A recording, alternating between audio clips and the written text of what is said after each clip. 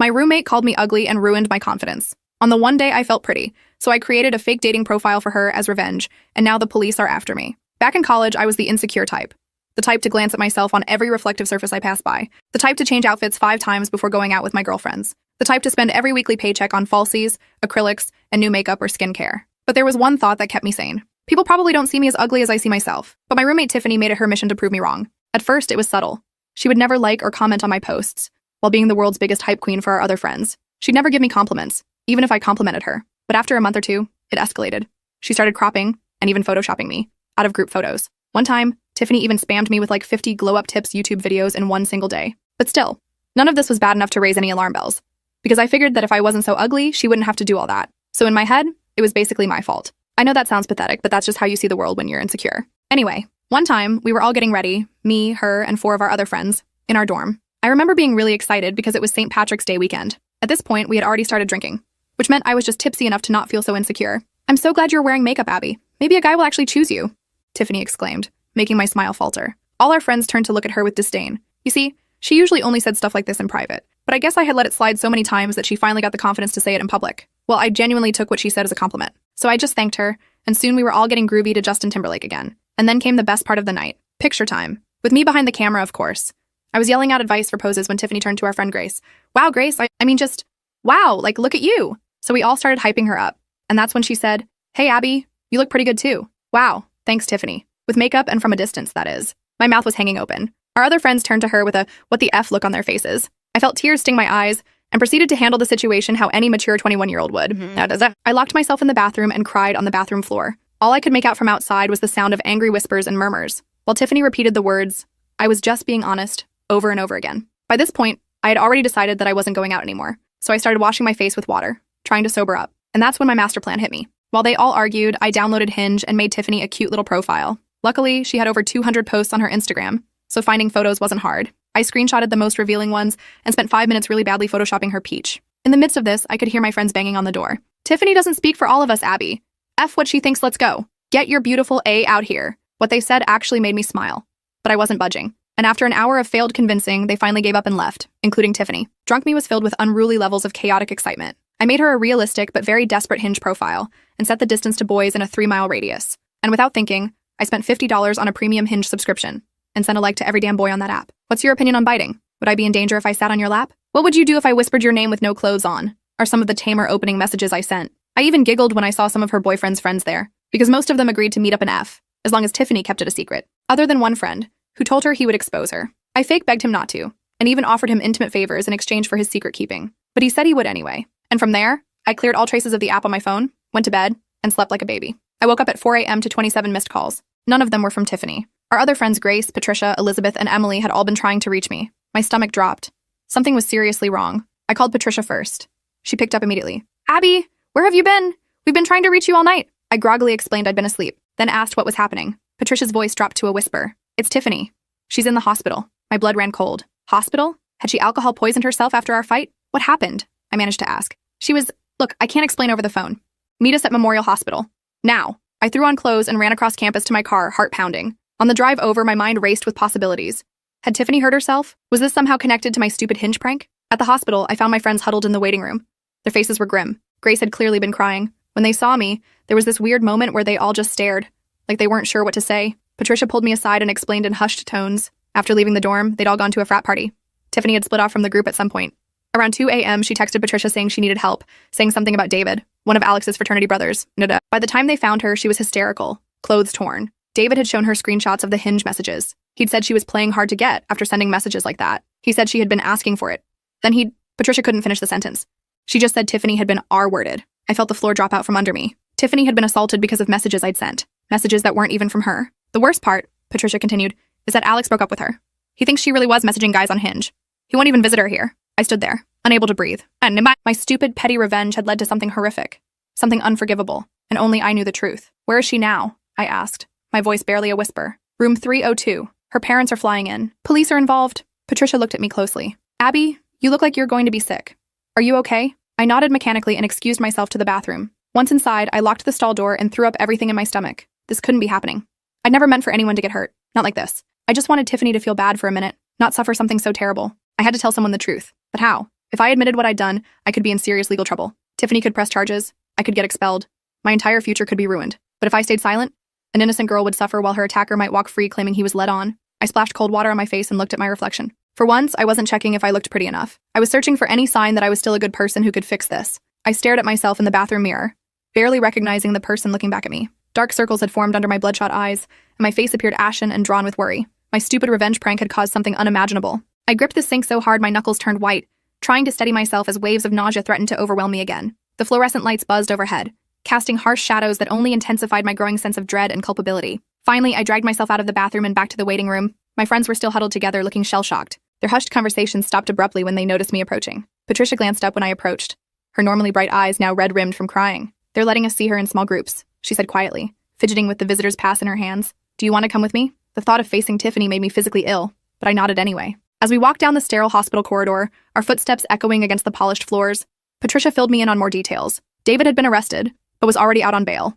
His fraternity brothers were rallying around him, claiming Tiffany had been sending signals. The thought made my stomach twist into an even tighter knot of guilt. When we reached room 302, I froze outside the door. The steady beeping of medical equipment filtered through the partially open doorway. Patricia gave me a gentle nudge. "She needs her friends right now," she whispered, though I couldn't help wondering if I even qualified as Tiffany's friend anymore. The Tiffany lying in that hospital bed looked nothing like the confident girl I knew. Her face was bruised on one side, her bottom lip swollen. Her eyes were vacant, staring at the ceiling. The hospital gown seemed to swallow her usually vibrant presence, making her appear smaller and frighteningly vulnerable. She didn't even acknowledge us when we entered, though the slight tensing of her shoulders suggested she was aware of our presence. "Hey, Tiff," Patricia said softly, moving to her bedside and carefully taking a seat in the plastic chair. "Abby and I came to check on you." At the mention of my name, Tiffany's eyes flicked toward me. For a split second, I saw something there. Confusion, maybe? Then her gaze returned to the ceiling, fixed on some invisible point that seemed preferable to facing reality. I stood awkwardly at the foot of her bed, unable to form words. What could I possibly say? Sorry my fake Hinge messages led to you getting assaulted? The guilt was crushing me, constricting my chest until it felt nearly impossible to breathe in the antiseptic-scented air.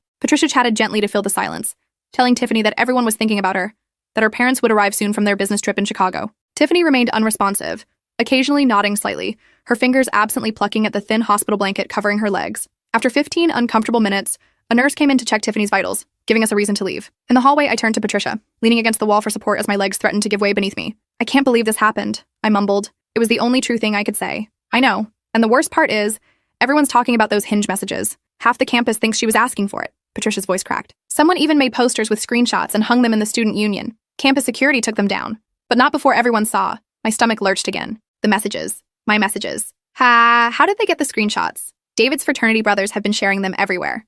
They're trying to protect him. Patricia looked disgusted, running a hand through her disheveled hair. "Alex won't even return my calls. He thinks she cheated." Back at my car, I sat with the engine off, trying to think. The dashboard clock blinked 4:37 p.m., but time seemed meaningless now. I needed to tell someone the truth, but the consequences seemed overwhelming. If I confessed, I'd probably face criminal charges.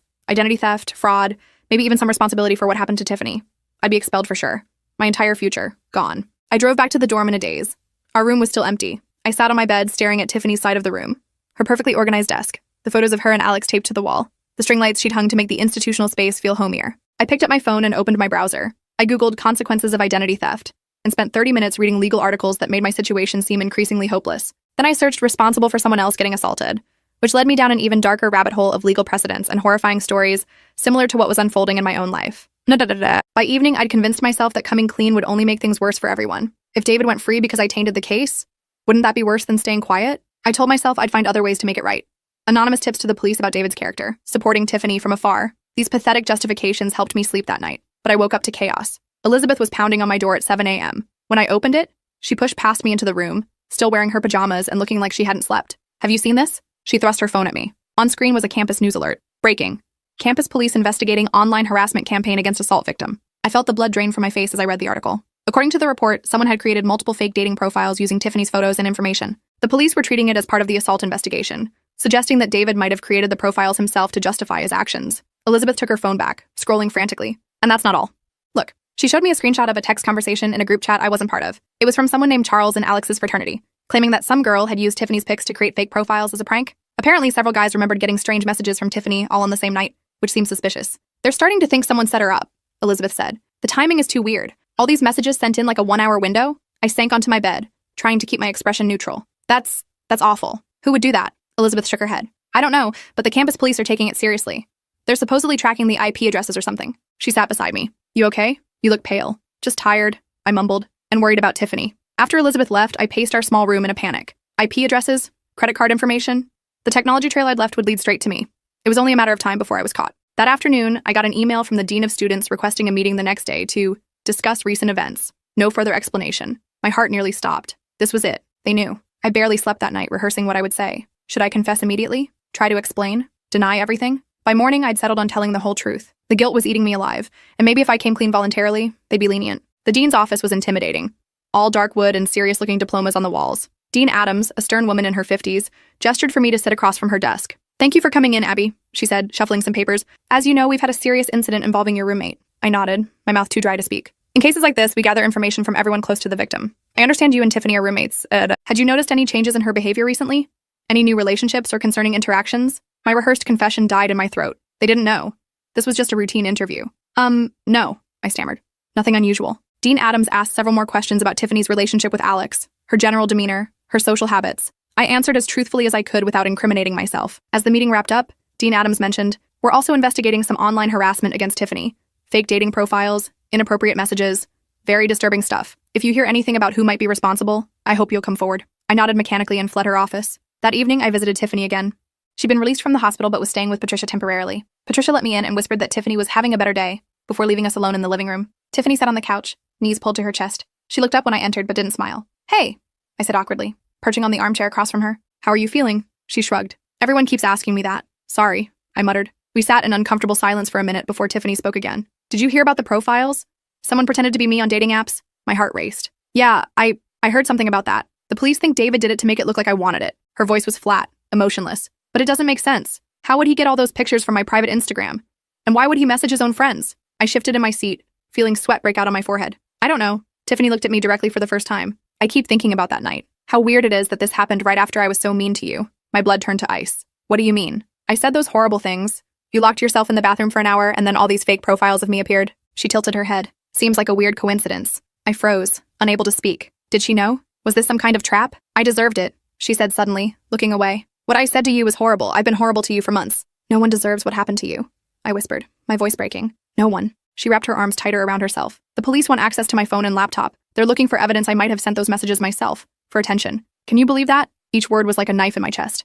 I had to tell her the truth. I opened my mouth, the confession on the tip of my tongue, when Patricia returned with tea. The moment broke. I left soon after, my secret still intact but weighing heavier than ever. The next day, campus was buzzing with the news that David had been officially charged with assault. Apparently, there was physical evidence and a witness who'd seen him follow Tiffany into a room at the party. The fake profiles were still under investigation, but weren't impacting the main case. I should have felt relieved. Instead, guilt continued to consume me. I stopped going to classes, barely ate, and avoided my friends. Every time my phone rang, I expected it to be campus police or the real police. A week after the assault, I received another email from the dean's office. This time, it was different. Regarding the investigation into online impersonation and harassment, that was it. I was caught. I spent the hour before the meeting in the bathroom, throwing up from anxiety. When I finally dragged myself to the administrative building, I was a wreck. To my surprise, Dean Adams wasn't alone in her office. A campus police officer and a detective from the city police department were also present. My legs nearly gave out beneath me. "Please sit down, Abby," Dean Adams said, her tone impossible to read. "These gentlemen have some questions for you." The detective, who introduced himself as Detective Martinez, placed a folder on the desk. "We've been investigating the fake dating profiles created using Tiffany Walker's information and photos. Are you familiar with this situation?" I nodded, unable to speak. "We've traced the accounts to an IP address in your dormitory, during a time frame when you were the only person present in the room," he continued. "Additionally, the premium subscription for one of these accounts was purchased using a credit card in your name." There it was, the evidence trail I'd been too stupid to consider in my drunken revenge state. "Would you like to explain?" he asked, watching me closely. I took a deep breath and told them everything. The months of subtle bullying from Tiffany, the St. Patrick's Day incident, my drunken, impulsive decision to create the fake profiles, how I never intended for anyone to get hurt, especially not in such a horrible way. When I finished, the room was silent. Detective Martinez made notes while Dean Adams watched me with an unreadable expression. Finally, the detective spoke. "You understand this is a serious offense? Identity theft, fraud, potentially even accessory charges related to the assault?" I nodded, tears streaming down my face. "I know. I'm so sorry. I'll do anything to make it right." What followed was a blur of legal terms and potential consequences. The detective explained that while they couldn't directly connect my actions to David's decision to assault Tiffany, my creating the profiles had contributed to a hostile environment and potentially complicated the prosecution's case. I left the meeting with a court date for the identity theft and fraud charges, and a notice of disciplinary proceedings from the university. The detective had been clear. I was looking at potential jail time, definitely probation, and almost certainly expulsion. I walked back to my dorm in a daze. My life as I knew it was over. No degree, a criminal record, probably massive legal fees, and worst of all, the knowledge that my actions had unintentionally facilitated Tiffany's assault. I found Tiffany waiting outside our room. My heart sank even further. She must have heard. They told me, she said simply as I approached. Her face was unreadable. I fumbled with my key card, hands shaking. Tiffany, Not here, she interrupted. Let's go somewhere private. We ended up at a quiet corner of the campus coffee shop. 2 untouched drinks between us. I couldn't meet her eyes, staring instead at a coffee stain on the table. Why didn't you just tell me? She asked finally. When you visited me at Patricia's, I practically handed you the opportunity. I was scared. I whispered, scared of getting in trouble? Scared you'd hate me even more? Scared I'd make everything worse for you? Worse than letting me think I might have somehow brought this on myself? Her voice was tight with anger. Worse than watching me question my own sanity? I had no defense. I'm so sorry, Tiffany. What I did was unforgivable. Yeah, it was. She took a sip of her coffee. But so was what I did to you? I looked up confused. I've been awful to you, Abby. Deliberately, consistently awful. She set her cup down carefully. I was jealous of you. Jealous? Of me? The notion seemed absurd. You're naturally pretty without trying. Everyone likes you. Guys talk to you like a person instead of just staring at your chest. She shook her head. I felt threatened. So I tried to make you feel as insecure as I felt. It was cruel, and I knew it. I sat back, stunned. All this time, I'd believed every negative thing Tiffany had implied about my appearance. The idea that she might have been jealous had never occurred to me. That doesn't excuse what I did, I said eventually. No, it doesn't, she agreed. But it might help explain how we got here. We talked for over an hour, really talked, possibly for the first time, about our insecurities, about the toxic competition college culture created among women, about the truly awful behavior of David and the guys who'd been willing to cheat with someone they thought was their friend's girlfriend. Finally, Tiffany laid her hands flat on the table. I'm not pressing additional charges against you, and I'm going to ask the DA to consider a diversion program instead of prosecution. I blinked back tears. Why would you do that for me? Because destroying your life won't undo what happened to me. She looked straight at me. But you have to do something for me in return. Anything, I said immediately. Testify against David. Tell the whole story. How you created the profiles. How the messages were fake. Help me put him away. I hadn't expected this. Testifying meant public humiliation. Facing David and his fraternity brothers, admitting my shameful actions to the entire campus and possibly beyond. But I owed her this. I owed her much more than this. I'll do it. I promised. The next few weeks were among the hardest of my life. The university disciplinary committee placed me on probation, but allowed me to continue my studies after Tiffany advocated on my behalf. The legal process was more complicated. I entered a diversion program that required community service, therapy, and a series of educational workshops on digital ethics. The worst part was the social fallout. Once the full story came out, most of our friend group was torn. Some, like Patricia, were furious with me and refused to speak to me. Others, like Grace, tried to maintain relationships with both me and Tiffany, but found it increasingly difficult to navigate the tension. I became a social pariah on campus, whispered about in classes, and avoided at parties. I threw myself into preparing for David's trial. The prosecutor coached me extensively, warning that the defense would try to paint me as the real villain, the person who created a situation David had simply misunderstood. The day of the preliminary hearing arrived, and I was a nervous wreck. The courthouse was intimidating, all marble and echoing footsteps. I spotted David across the room, surrounded by fraternity brothers in suits. He looked nothing like the monster I'd imagined, just an ordinary college guy in a borrowed tie. When I was called to testify, I told my story exactly as it had happened. The petty revenge, the fake profiles, the messages I'd sent. I admitted to my jealousy and insecurity, my terrible judgment and worse actions. The defense attorney tried to twist my words, suggesting I'd created the entire situation out of spite and that David was an innocent victim of my scheme. So you admit you fabricated romantic interest from Ms. Walker toward my client? The attorney pressed. I created fake messages, yes, but that doesn't give anyone the right to assault another person, I replied, my voice stronger than I expected. Isn't it possible that my client genuinely believed Ms. Walker was interested in him, based on your elaborate deception? I looked directly at David. The messages never suggested anyone wanted to be assaulted. And when someone says no, which Tiffany did, repeatedly, according to witnesses, you stop, period. After my testimony, I sat in the back of the courtroom while Tiffany took the stand. She was composed and articulate as she described the assault. When asked about the dating profiles, she explained that she'd had no knowledge of them until after the assault. She also stated firmly that regardless of any messages, she had verbally refused David's advances multiple times. During a recess, I found myself alone in the courthouse restroom with Tiffany. There was an awkward moment as we both washed our hands. You did good in there, she said, meeting my eyes in the mirror. So did you, I replied. You were amazing. She dried her hands carefully. We'll probably never be friends again. You know that, right? I nodded. The bridge was too thoroughly burned. But I don't hate you anymore, she continued. What you did was terrible, but you're owning it. That counts for something. It wasn't forgiveness, but it was something. 2 weeks later, David accepted a plea deal. He'd served 6 months in county jail, followed by 3 years of probation. He was expelled from the university and would have to register as a registered offender. The day the news broke, I received a text from Tiffany. It's over. Thank you for telling the truth. It was the last direct communication we had. Shortly afterwards, she transferred to another university. I heard through mutual friends that she was doing well, that she'd joined a support group and was even dating someone new. As for me, I stayed at State, determined to graduate despite the whispers and stares. I found new friends eventually, people who knew my story but believed in second chances. I started volunteering at the campus women's center, sharing my story as a cautionary tale about how petty revenge can spiral into unintended consequences. One night during my senior year, I received an email from a name I didn't recognize. The subject line read simply, "From Tiffany." I opened it with trembling fingers. "Abby," it began. "It's been almost 2 years since everything happened. I'm writing because I'm doing a project for my psychology class on forgiveness and closure. I've realized I never properly said it, so here it is. I forgive you. What you did was wrong, but what I did to you before that was wrong too. We both played parts in a situation that spiraled beyond our control. I don't regret transferring schools. The fresh start has been good for me, but I do sometimes wonder how differently things might have gone if we'd both been kinder to each other from the beginning. I hope you're doing well. I hope we both learned something from all this. Tiffany. I read the email 3 times, tears streaming down my face. Then I sat down to write my response, beginning with the 2 most important words, thank you. The weight I had carried for so long finally began to lift.